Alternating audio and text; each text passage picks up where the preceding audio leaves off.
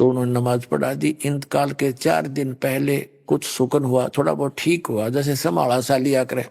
आम आदमी मरते हैं ऐसे, भगत नहीं मरा करते ऐसे। ये सचकर मान लियो, वो भगत नहीं, या तो उसकी भक्ति ठीक नहीं, या उसने सही मंत्र साधना ठीक मिली है तो उसने भक्ति करी नहीं।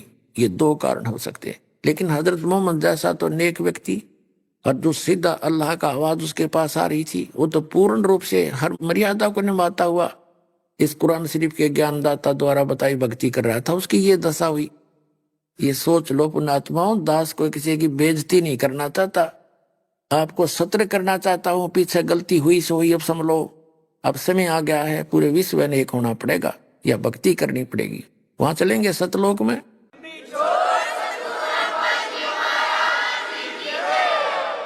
अब जैसे ये वैज्ञानिक बनकर इंसान ऊपर के लोकों में के खोजे हैं, कोई अच्छा स्थान मिल जा इन वैज्ञानिक तरीकों से, तो आप 1 करोड़ वर्ष नहीं जा सकते।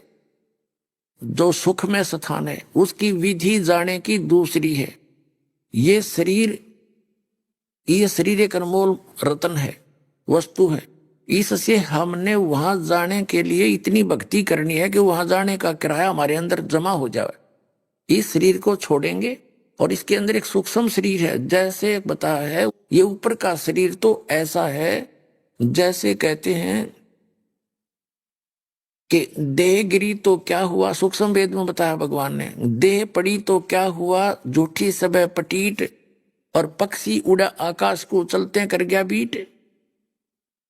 ये तो ऐसा बताया है कि जैसे पक्षी ने बीट कर दी हो, और पक्षी अलग है। तो इसके अंदर जो वास्तविक शरीर है हमारा, सूक्ष्म शरीर है, इससे हटकर है वो, उसके अंदर हम इसके माध्यम से उसको चार्ज करेंगे, और वो इस सत भक्ति से चार्ज होगा। इसकी चार्ज होने के बाद इस खोखे को छोड़ देंगे हम, और फिर उसकी जो भक्ति की कमाई आपको स्पीड के साथ इतनी सेकंड के अंदर वहां सतलोक में पहुंचा देंगे। परमात्मा आपके साथ होगा, और सतलोक में जहां जाके फिर कभी दुख नहीं।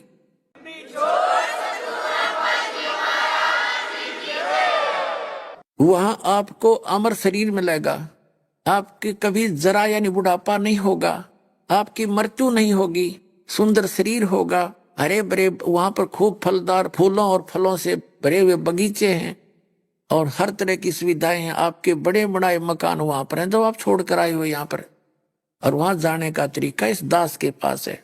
अब ये वैज्ञानिक बनकर ऊपर खोज कर रहे हैं, और 2 वर्ष वर्षा ना करे भगवान। यदि 2 वर्ष वर्षा ना हुई, क्योंकि जो साधनाएं आप जी कर रहे हो उससे वर्षा होना कुछ दिनों में बंद हो जाएगा।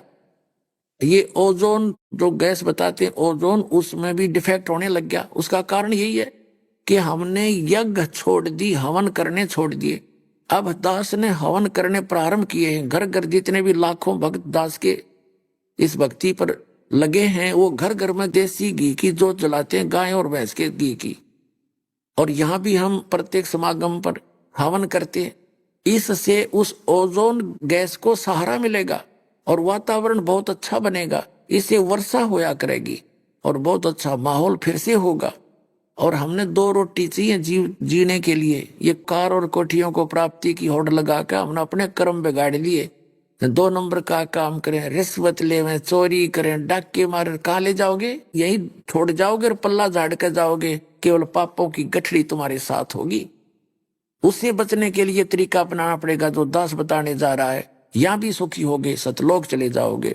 आपको आवश्यक वस्तु अवश्य मिलेंगी, जो आपको आवश्यक होगी आपको घर बैठे दे देगा भगवान।